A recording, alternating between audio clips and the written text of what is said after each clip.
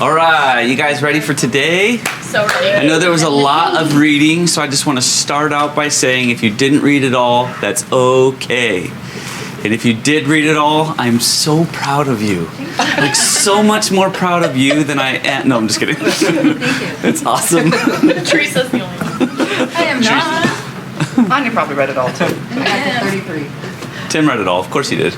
It's Tim freaking Glasgow we're talking about here. Oh, come on. And so, but what I'm going to try to do today is to go through all of this relatively quickly, but also to help us to see the pattern of what's being said as a whole. So we hit a few chapters 1 through 8 last week, and so we started with chapter 9. And so I have these different categories. If you didn't take a picture later so that you can see all these. But I kind of made it into these categories where we're talking about, like, when we said like Mount Zion or the nations. So there's a few things that go up there. There's a lot of really cool references to Jesus throughout all of Isaiah, especially next week when we go over the rest of Isaiah. But so there's a lot of either alluding to him specifically, or his reign, or his rule, or his kingdom, salvation that he's bringing. And then there's a lot of references to Assyria, Babylon, Ethiopia, or if you ever see Cush and Ethiopia are the same. Egypt, Tyre, Sidon, Edom, Arabia, Philistia, Moab, Damascus. So there's so many mentions of all these other places. And so I just want to show you real quick. This is a really crude map, just throwing together.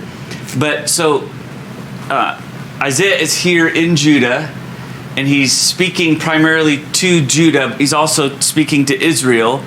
And then he'll talk about like Ephraim. And so again, that's if a prophet mentions one name, usually it's like that's the representative of the greater group. So when he talks about Ephraim, Ephraim's part of the northern kingdom, and so those 10 tribes there.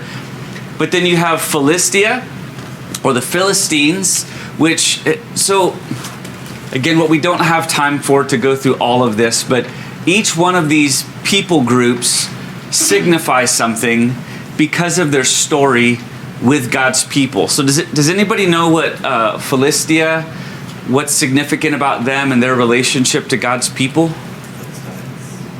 So when they were to take the promised land, they were supposed to drive everybody out, right? Who was the nation that they didn't drive out? Philistia. So what's that a picture of? As the people of God, we're called to live holy, right? No sin in our life.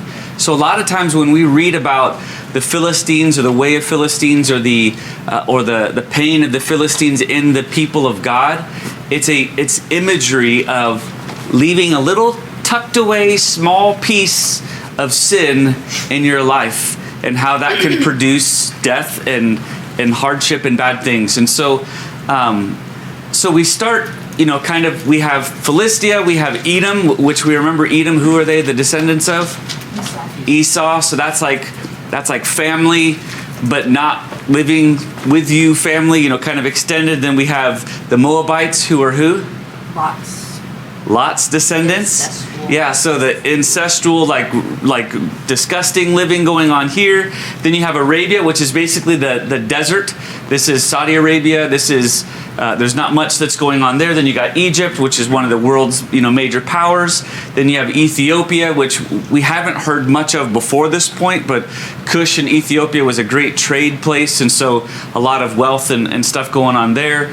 Then Tyre and Sidon. Do you remember our conversations about them for Elijah? The Phoenicians, right? So who are Tyre and Sidon, the descendants of which queen?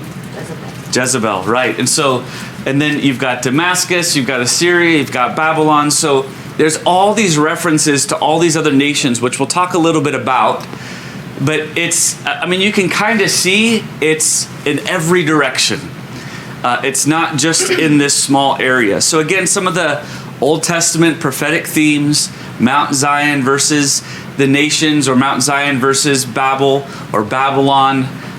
You've got the day of the Lord, where it's the something that's happening, something that will ultimately happen, or something that God has done. So you see so much of that imagery through all of this. But really everything that we read up through chapter 35, it's a very short, concise message, really. It just says it a whole bunch of times in a whole bunch of ways through a whole bunch of people. And that's intentional because as people, when God says live this way, what is the nature of mankind to do is to find, well, he didn't technically say I couldn't do this, or he didn't say that.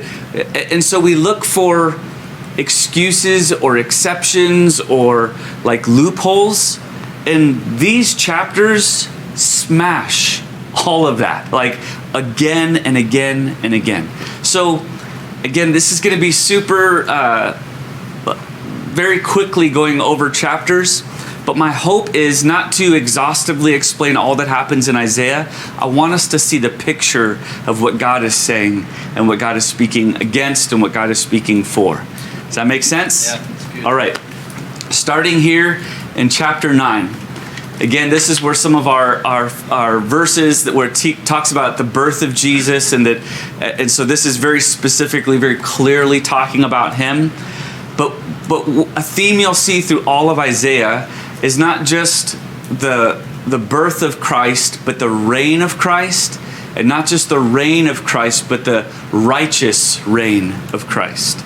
And so remember that picture of righteousness. Remember earlier last week when we talked about the purifying fire, and fire wasn't meanness, fire was refining. In the same way, his reign is not just give everybody free candy, and his reign is a reign of righteousness. And so a lot of the actions that God takes against people or things that are happening is paired with, connected to his righteousness. So we really begin there with the birth of Jesus, but the righteous reign of Christ. And then in chapter 10, we see something very strange. God speaks about Assyria, but he doesn't speak about Assyria as, hey, look, there's this people, they're coming, and had you done the right thing, I would have rescued you, but you did the wrong thing, so I'm not going to. God says Assyria is a tool in my hand. God says, I raised up Assyria. I have stirred them to come against you. Which that's, again, like what? Like, that seems so strange. But again, come back to the righteous reign of Christ. That what's going on and what's God's preferred way? What's the way that God has spoken to his people? Is that he raises up judges, he raises up prophets, he raises up leaders, kings like David, to point people back to what? God, the righteous reign of God. But what's happening when it comes to the time of Amos and Isaiah and these guys? They're prophesying, but what are the people doing? We're doing it for money. They're ignoring it. The righteous prophecy, people are ignoring, and the false prophesying like you're talking about, Elizabeth, it wasn't even him. They were just wanting to. So God's way of getting the people's attention, people aren't responding anymore. And so God has found another way to get their attention. And this is part of what's cool from all of this too, is up to this point, so much of what God has been saying is this chosen people, these Israelites, they are a message of my heart to the world. But what it turned into is the Israelites thought that they were just above reproach, like that there was nothing that they could do, or they were outside reproach, or however you want to put that they were God's chosen people, so how could God come against them? But what we begin to see leading into the exile and everything going on is God is not so much concerned with the people as his way, his righteousness, and the way of his kingdom, right? So how do we see the same thing, maybe brought into modern day Christianity? That we think I'm in the church, I identify as a Christian, God's blessing. God isn't so much concerned with what we call ourselves or where we go on Sundays, as much as he's concerned with, are we living according to his way, or are we living in a different way? Make sense? But in chapter 10, he also says, they're a tool in my hand, but that's all they are, is a tool. Like, does a shovel say to the farmer, like, I'm wielding the farmer? No, it's the other way around. Does an axe say to the timberman, like, I'm wielding it? No, it's the tool in the hand. And so God kind of simultaneously says, I'm using Assyria as a tool, but Assyria thinks they're something because of how they're being used, and they're going to be destroyed as well. And so we see this in chapter 10, and then chapter 11, we see a continuation of what we saw in the people of Israel are going to be chopped down, and all that's left is a stump. You remember that? We talked about that earlier. In chapter 11, it says a shoot will grow out of that stump. So continuing that imagery. And again, it's talking about a new type of leader, which again, we're speaking of Jesus, and then a new type of creation from that leader.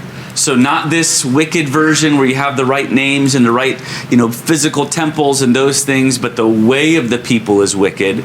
It's this kind of leader will not be tempted by fame or accolade or money or whatever. He will be a different kind of leader. And that different kind of leader will bring a different type of culture, creation, place. So obviously, again, speaking about Jesus. And then following chapter 11, we see one of these rejoice chapters where it's talking about this is good news. This is a good king. This is a good God. So there's something to celebrate here. And so because of this new creation, because of this birth and righteous reign of the Messiah, we have much to rejoice over. And then we come back to the Assyria-Babylon conversation in chapter 13. I know it's relatively fast, but are you guys staying with me? Are we good? Okay. In chapter 13, it talks about Babylon is going to be destroyed. And so and one of the things I want us to notice is in each of these chapters, it talks about, like, you remember when we talked about Edom? And he said, you guys are, up on your high stone, cities, and you're hidden on these mountains and everything. You will be brought low. You see the same types of conversations happening in all of these conversations here, where God will speak, or through Isaiah, God will speak about, this is what your hope is in, but destruction is coming. You think you're safe and harm can't come to you, but destruction is coming. And so there's a lot of different ways to describe them, and the language for each is a little bit different. But I think some of the major themes that you'll see through each of these chapters is some form of military power. So whether that be their defenses, their walls, their bows, these are defensive things that they have. It'll be their riches, which could be their land, their crops, their trade that they can do with others, or their alliances with other people. And in that, you can kind of throw into that category like the pride of you as this great king and this other great king friend that you have, and how you're kind of working together. So we'll see a lot of that. So Babylon, a lot of what their hope is in is their military strength, their defenses. Again, they're the ones who have the huge walls surrounding their city. But ultimately, Babylon will be destroyed. And then in chapter 14, we come back over here to kind of the way of God. And what we begin to see is, again, in chapter 9, chapter 11, it talks about this righteous king. And then we begin to talk about the wickedness of people, Assyria and Babylon, we've talked about so far.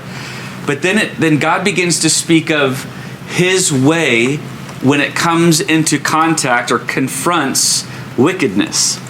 So God's desire is to be in relationship with his people. God's desire is to bless his people. But when God's way is confronted by wickedness, his way is going to destroy what gets in the way of what he wants.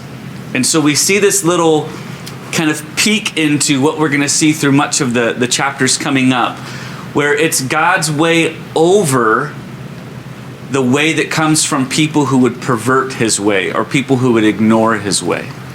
And so this is a common conversation still today. Well, if God is love, then well, if God really cared about people, then why do we? If God was sovereign, then how come? And so a lot of these conversations come from, well, he's supposed to be a new kind of leader with a new kind of creation, and he's supposed to reign and be righteous. And again, it's not about just letting people do whatever they want. It's his way that needs to be championed, which makes a lot of sense when you think about the purpose of the people is to follow the king, not for the king to just bless the people in whatever they do. Again, we can see how this is very easily tied into how we're called to live as Christians, right? Okay, so first part of 14, we see this. God, kind of the righteousness of God, the leadership of God coming against wickedness. And then we see, again, another reference here to the destruction of Assyria. And then we see the first reference to Philistia. So again, that's the Philistines. That's the ones who were left behind, not dealt with, that are supposed to be dealt with. And so, and then Philistia, their hope, their hope was in their riches. Their hope was in what they had and what they had accumulated. And so, again, what God is doing is he's saying, any hope that's not in me, any way that you think that will sustain you that's not me, will be destroyed. It won't last. And so he mentions this to the Philistines or the Philistines. And then in chapter 15, we begin, and 16 too, we begin to see some of the words against the Moabites. So again, this is a people who, they're the descendants of wickedness, but the Moabite land, there's crops and there's things that they have, there's riches, they're off kind of the beaten path, and so militarily there's some wisdom to where they're at, and so their hope is in these things. It's not God, but we see in chapters 15 and 16 that they are going to be destroyed. And then chapter 17, we have Damascus. And so, again, remember when we talked about the northern kingdom and how they were, kind of by the Fertile Crescent. And so they had a lot of hope in like the surrounding commerce and everything that was going on. Damascus was like the closest major city outside of Israel in that area. So what you see starting to happen, again, when we look at this map, we're starting here and kind of working our way out. Starting with close neighbors and working our way out. So we see the Moabites, 15 and 16. We see Damascus in 17. And then we hear about Ethiopia or Cush. Same thing. You guys have this great trade. You have all these great things for you. But and you feel so confident in Ethiopia or Cush in Egypt. They're both kind of down south and out of the way. So they had a strong alliance together. And so Egypt had this type of riches, Ethiopia had this type of riches, and they had this great partnership often together. And so chapter 18 is Ethiopia, 19 is Egypt, or did I switch? Yeah, that's right, 19 is Egypt, and then 20 is kind of this joint indictment of them both. That your strength in each other, your strength in your own riches, it's misplaced. You're going to be destroyed. And then we get to chapter 21. Again, Babylon, a tool that's used, the way of Babel. They also, as strong as they are, and again, in the language of some of these chapters, when it talks about the type of destruction that will come, in chapter 20, where it talks about Egypt and Ethiopia, it's this is where Isaiah, like God tells him to walk around naked, because this is a picture of the type of like shame that these majestic countries, that they think they have such power. They're so proud of their pharaohs, their leaders, their lowercase g gods, and God says you're going to be so stripped to nothing, so stripped to shame, that it's as though you're just walking around naked. You'll have nothing left. And so, powerful imagery that's used here to show you think you're okay, but we're talking about God and his way. powerful message, right? Chapter 21, Babylon's going to come down, and then it talks about Edom and Arabia also. And again, that's the, kind of over by Moab and that area there. And then we'll jump into 22, but I just wanted to give chance for pause for any questions, any thoughts so far as we're going through this.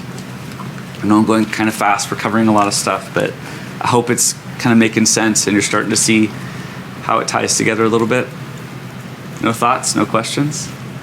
I think it's cool that, I think so many times we get stuck in our Christian bubble and culture and what's happening in the Christian world, and we forget, like, even God's people, like, they forgot. Like, God is not just a God of the Israelites, He's a God of the world, like the universe. He is the God. And if He wants to raise up people or put down people or hardened hearts or softened hearts, that's what He can do because of His love, to teach us, to whatever, to form us, to rebuke us, that He's not just God up here, but that I think that we don't understand all of what God can do and what He is doing. And so I think that when we look even at world leaders and what's happening in the world, to really pray and ask discernment what our stance should be, and should we, when we see these things, what is God doing and what is He a part of? And sometimes we won't know, and so our stance is to follow who He's asked us to be, no matter what the world around us is doing. And like Isaiah had a hard job doing that. Yeah, it's really good. One thing I would encourage you guys sometime this week, if you get a chance, in addition to the other reading, I know, but this Sunday during the 11 a.m. service, I think it was, there was a song that God put in Andrew's heart to sing about His government will never end. Chapter 9 of Isaiah actually talks a lot about that and what that means and what that looks like. And so I thought it was really cool just how God was speaking through that in our worship, and it's the same passages we're going through here. So in chapter 22, we see really a lot of what Teresa was just talking about, of you can't just mindlessly walk through whatever you think you know, because you'll very quickly find yourself deceived. I think that's why there's so many passages in Scripture about, in the Old Testament they would pray the Shema, several times a day. That in the New Testament they were called to, to pray the Lord's Prayer, and there's this every day when you wake up, every day pick up your cross, every day, and there's this reminder to stay connected to the vine, John 15, where we need to remain in Him. There's a lot of language, because when you begin to just take something that you know and then live without considering it, you can have this false sense of security. And that's what we see in chapter 22, is these people, again, we talked about, they're still going to the tabernacle, they're still doing these things, and they're still finding this hope. But chapter 22, verse 11, the second part here, it's talking about how they're trying to fix things on their own, and they're trying to rebuild walls and find, protect the water source, and all these things going on. In the second part of verse 11, it says, "But you did not depend on Him who made it, nor did you take into consideration Him who planned it long ago." So these people are utilizing, considering things that God gave them, that God wanted to bless them with, but how they're using them, they're not considering Him. So in the same way, you can come to church week after week after week and sing the songs and remember the verses and listen to the messages, but it not be alive and real and changing and moving your heart. And so it's not enough to just say and do.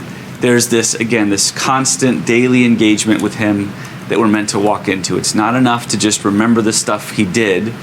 You can't look at the stuff and forget the one who gave it to you. And when asking, Lord, what should we do? Why wouldn't you ask Him who sees through all of time, through this all? Does that make sense? Kind of what we're saying here? I think just that perspective, like the angel, when the angel appeared to Joshua before they crossed over, and before they went to Jericho, and he said, whose side are you on? And he's like, side, I'm not, I'm God's, that's it. I'm not a side of anybody. And I think we can learn a lot by, we're not on a side, we are following God. And that's all there is. We're following him, and each of us, it might look different, but when we are, even when we this weekend, we just all got words from Charlie, and a lot of that, and so it's God wants, I'm doing this with my life, and this is my identity in Christ, and this is, no, actually slow down. God is using you for his glory. Yeah, that's good. It's still all about God, because if you start to think that way, it's you have to align your perspective, like you said. God daily. didn't call you. God's not meant to bless your kingdom. Right. You're meant to be a part of his kingdom, and in that you'll be blessed. In our culture, it's a very thin line to that place, I think, especially in our church culture. It's really good. So following chapter 22, we have 23, and again, the Phoenicians, the Tyre and Sidon, same idea. These guys, their hope was in their military. It talks a lot about your warships and your, this is what their hope was in their military strength. And so, again, you think you're okay, but you too will be destroyed, right? Are you noticing a theme here? That wherever your hope is, it's not going to work. You're going to be destroyed. And then from these specific places, again, we've been kind of working from the center out up to this point in a lot of ways. There's this jump from chapter 23 to chapter 24 that God says, look, it's not about a people group. I'm not against this country, this city. I'm against a way. And so whoever stands against that way, I stand against them. Or maybe better to say, whenever we live in a way that's apart from him, we stand against him. So when we walk according to the world, we're putting ourselves at enmity with God, which is exactly what all these people were doing. They were and again, even people that were called by God to be set apart for him, they were all placing themselves in a place of adversity against God, not because of who they were related to, not because of where they geographically lived, but because of the way that they lived. And so God, again, expands this picture to, it's judgment to all. Why? Because I'm king and I have a way, and I've called you, and I'm going to be this reign of the Messiah, but it's a righteous reign. And so that's what we're submitting to. And so I'm not picking on anybody. I'm not coming against, arbitrarily like men do. This is something different. And it's amazing that chapter 24 about God's judgment against all wickedness is followed up with chapters 25 and 26, which are songs or poems about the goodness of God, the favor of God, the protection of God for his people and for those who walk according to his way. Isn't that interesting? Any thoughts on any of that? I mean, I just love the pattern through all of it. You see Israel and Judah, they put their confidence in their nationality. They're the people of God, but they're not walking in his way. And then you see all these other nations, they put their confidence in something else other than God. And then it culminates kind of at the destruction, like you said, of everyone, because they're looking to something other than him and walking in their own ways, putting their trust in something other than him. And if they would turn, I mean, as hard as they would turn and walk in his ways, and now judgment's coming because they haven't. And then even in 26, what does it say? He keeps those in perfect peace whose minds are stayed on him. That's the answer. It's not about your nationality. It's not about where you're all these places. Follow me. Yeah, and even in chapter 22, not just the stuff that I called you to, because you can do the stuff without him, as we learned, and especially in the Northern Kingdom, where they were doing a disgusting, twisted version of that. And so I feel like, take that to modern day, there's people that they check the Christian box, or they come to church. I went to church, so I'm good with God. Me and God, we're in a good place. But they have no living relationship with God. They just show up and think they're okay. And that's the exact same thing that Israel did and Judah did. They, hey, we're the people of God. We're doing our stuff. But it's like, no, it's not about, don't get me wrong, we should go to church. But it's not about, your answer isn't just showing up at church. Your answer is wanting a real living relationship with Him and surrendering your life to Him and walking with, following Christ. And so you see the same stuff today, just different. I mean, yeah. You know what I mean? The names and our understanding of it has changed, but the way of God has not changed. Right. Yeah, it's so good. I think even speaking to now, like, the checking the boxes is kind of the generation before, like, oh, I went to church, I volunteered. I think this generation coming up is, but I sang the songs, I cried, I felt your presence, like, I'm aware you're moving and you're working, and like there's an aware, like you're, yeah, but like it's rotten flesh to me, like it's still you, like you're making this worship about you. And so I think that the shift is changing now. It's like we have our feelings and we have this and everybody's so important to us and we're loving and we're kind, and but we still have to obey, we still have to worship with a pure and a holy sacrifice. And I think for me, when they were still worshiping, but they were doing it wrong. They weren't doing it with no idols. And so it's not like, some generations ignored completely any sort of worship, but it also speaks of, also they were, in a lot of generations, worshiping, but they did it so wrong, it was disgusting to the Lord. It's a really, really good point. I think I'm going back to chapter 21 where it talks about him being naked, right? And I think my version says in your buttocks, yeah. It'd be out. I'm ooh, out in the breeze. Yep. And it just is a picture of I looked it up because I was why, but it's a picture of slavery.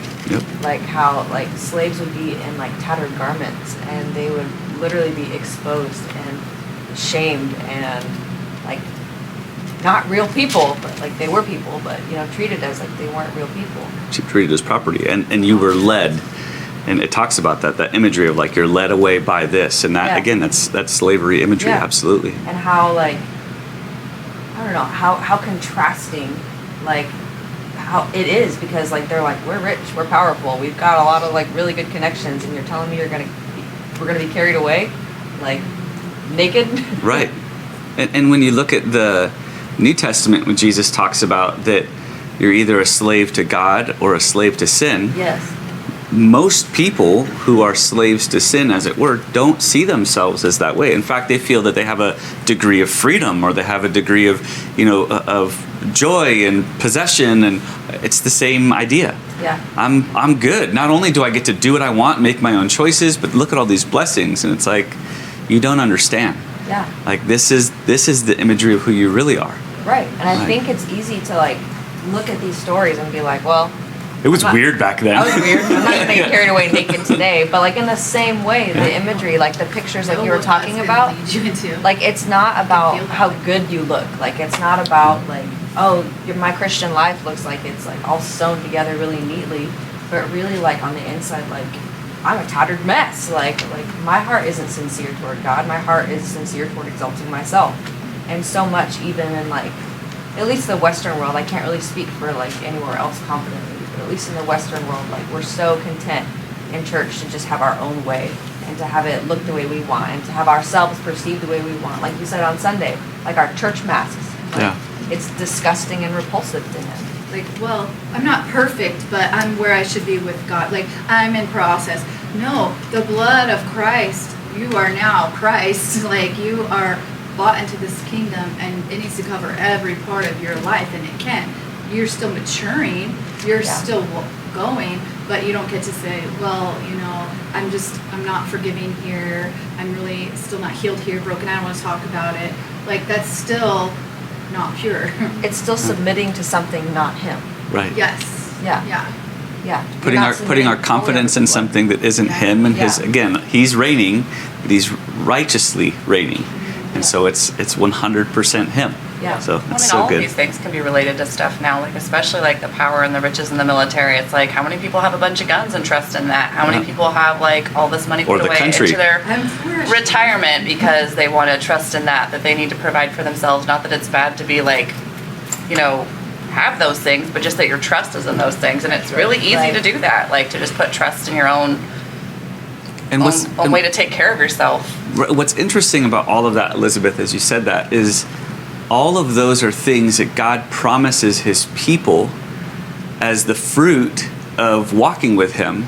But in that version, they're a perverted idea of it. Yeah. So he provides the manna. Like he when he talks about this land that I'll give you, it's a land flowing of milk and honey. That there's vineyards that you didn't plant, and so those are things that God wants to give us. But that's again, like he says, don't trust in those things. Trust in me, and I'll provide. How much more than the lilies of the field and the birds of the air do I care about? Want to take care of you? Those are things that he gives us. And again, think about it, the alliances and stuff, which we're going to talk about more here in a little bit. Community is something that God calls his people to have. That's part of the promise. But alliances, that's war language. So that's a perverted version of something that he wants us to have, which is community. And so all of these things aren't bad subjects per se. It's twisted, perverted versions of. Again, it's the God's way over the people who would take his way and pervert it and change it. Well, yeah, it's like the whole idea of, I'm trusting in God, so I just stopped working and all I do is pray all day. It's like, that doesn't say that in the Bible either. But I mean, it's just, where do you put that? Where do you put that in your... That's really good. Like, where are you putting your trust? Yeah.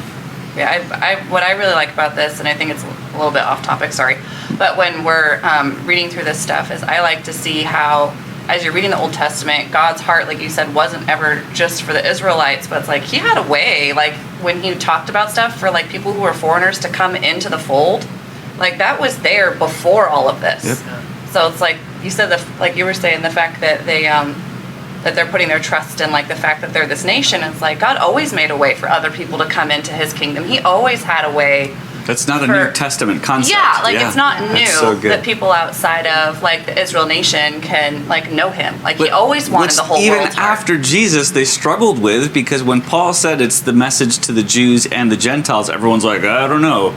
It's like, how long have you not been paying attention? Like this has been the message for so long. Always had a way for everyone to come into his all the kingdom. way back to Abraham, right? Yeah. That through you all the nations of the earth shall be blessed. Right. I mean, it's speaking, yes, prophesying of Christ to come, but at the same time, through the people of God, Right. all the nations of the earth shall be blessed. It doesn't say conquered. Right.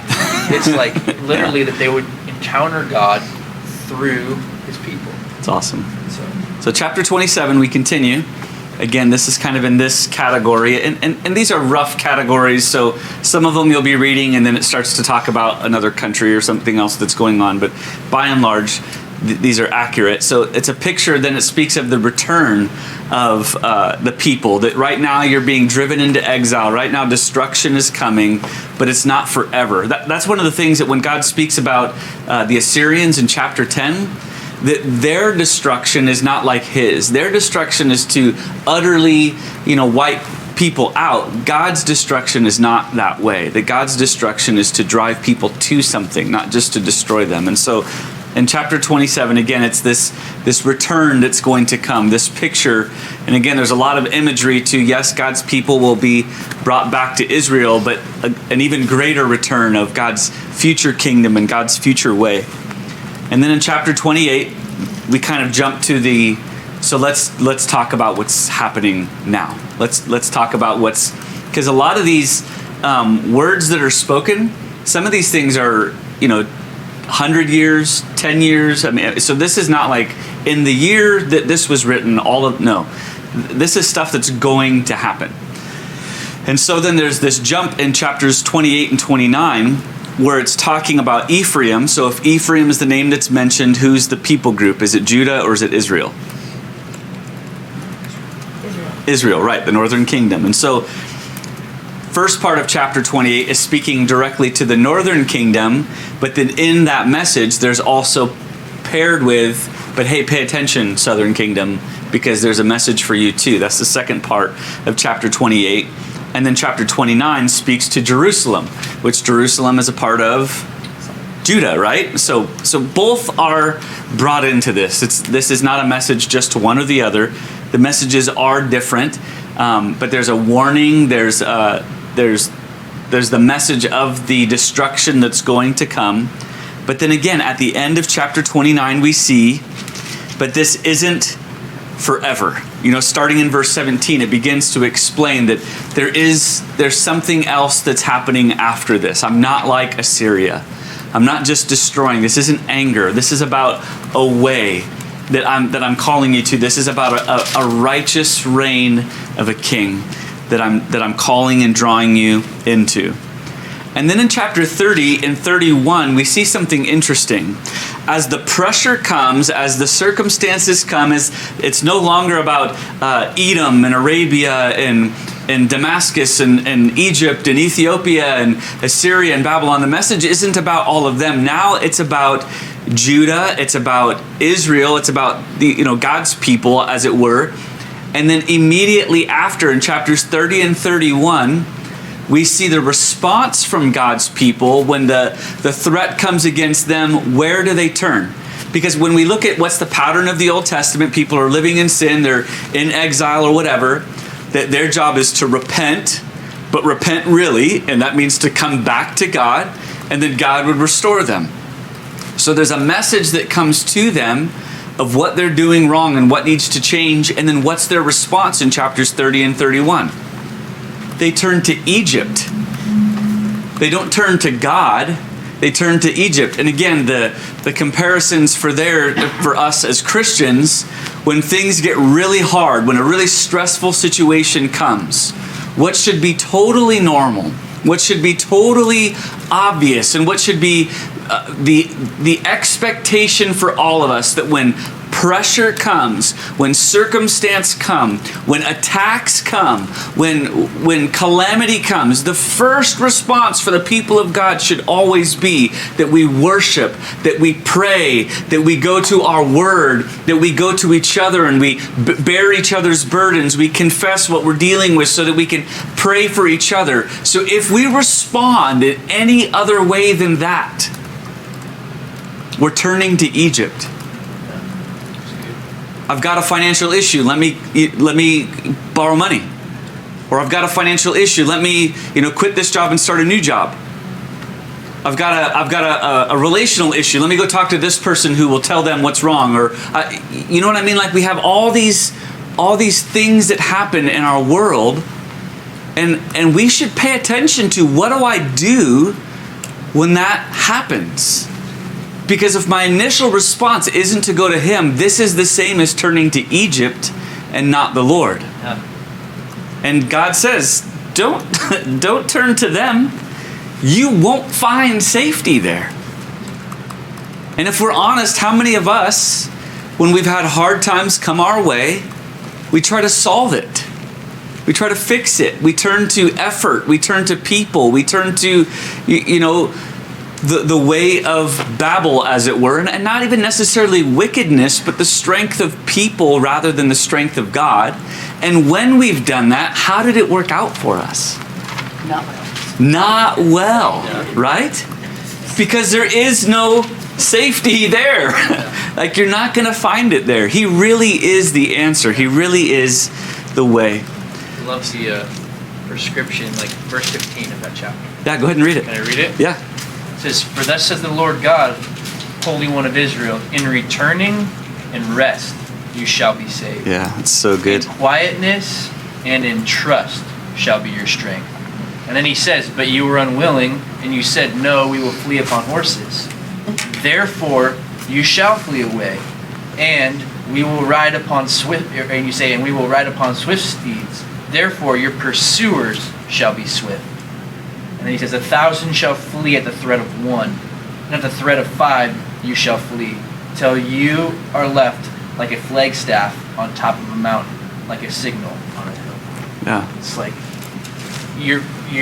those who come to destroy you will be swift if you're running. If your hope is in your running and you're... Do you not think that what you're using to get away is the same stuff they're using to pursue you? So of course they're going to catch you. Like, you're dealing with natural things when you need a supernatural answer to meet you there. Quietness and rest. Yeah, isn't that cool? Trust. Faith, man. It's Him. Yeah. Again, it comes back to Him. So good. So good. So chapters 30 and 31, and then in chapter 32, again, we talk about Jesus, the righteous reigning King. And it talks again about this future that's coming. This, there's so many cool verses. If you want your faith built and if you want to know the heart of God, chapter 32 in so many different ways talks about Him. Anyhow, just the goodness of God. And there's some other stuff in there too. So chapter 32, and then chapter 33, we see the judgment of God following chapter 32. So where did I put it on here? Up here, yeah, these two chapters here. So this is, again, God's judgment against wickedness. God's judgment against what's not Him, what's not His way. This is His rule. This is His reign as King. Chapters 33 and chapter 34. And again, chapter 34, that's where the nations conversation comes in. That His wrath is against all nations who stand apart from Him. His wrath is against all who don't walk according to His way. And so this isn't about picking one or two. This isn't about coming against one or two. This is the goodness of God is against the wickedness of the world. It's as simple as that.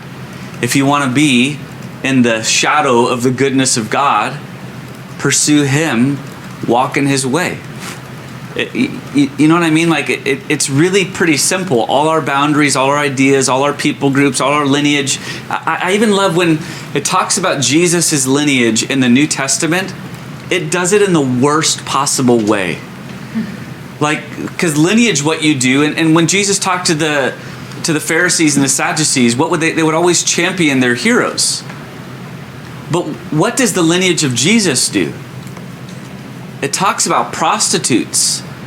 It talks about illegitimate children.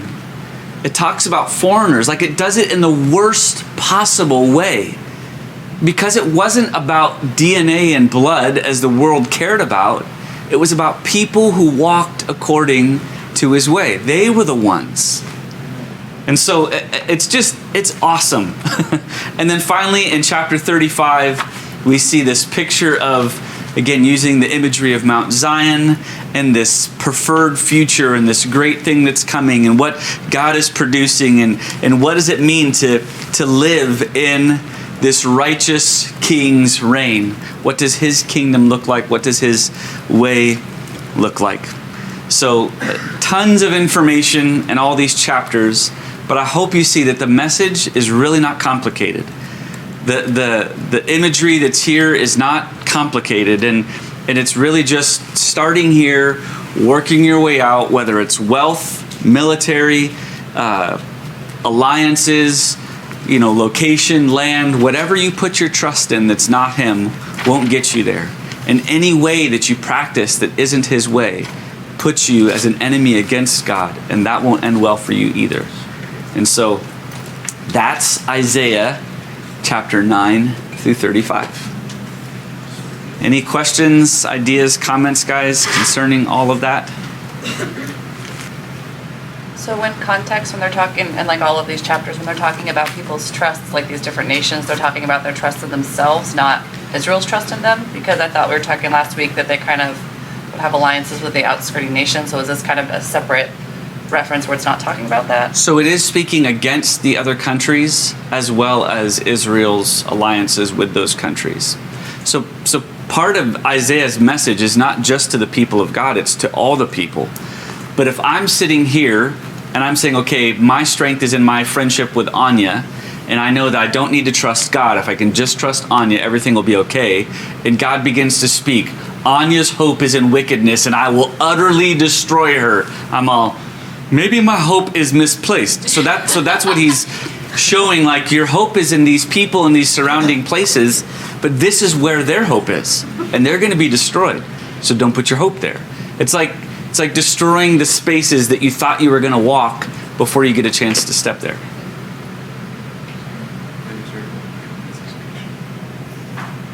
Any other thoughts, guys? Questions? It's good stuff, right? Yeah. So this next week, we're going to finish Isaiah. So I know that's a couple books. So if you're not able to get through all of it, that's okay. Try to get through all of it if you can. I think you'll be blessed if you do. Here's one piece of advice before you go through the rest of Isaiah. Some believe that when Isaiah, because in chapter 40, I think it is, a lot of the language is really kind of talking about after the exile is over.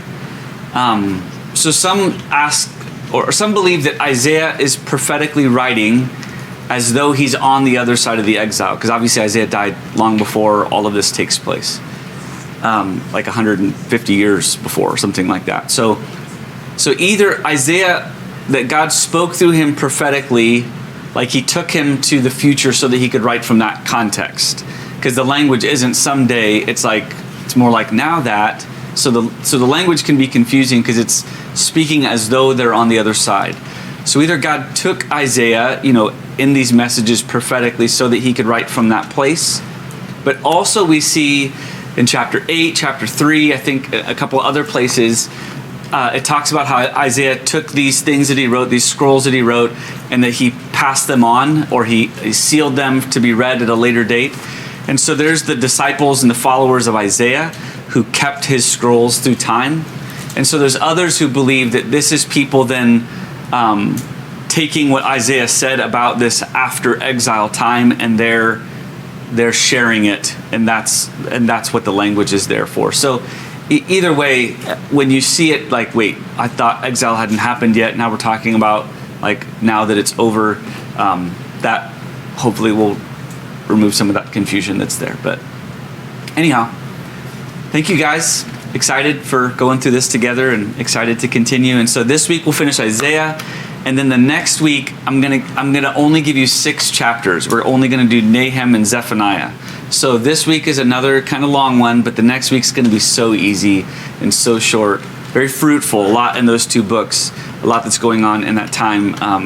But we'll take it easy on you there. So just push through this week. Isaiah is an awesome book. It'll bless you. Love you guys. Thanks. Thank you.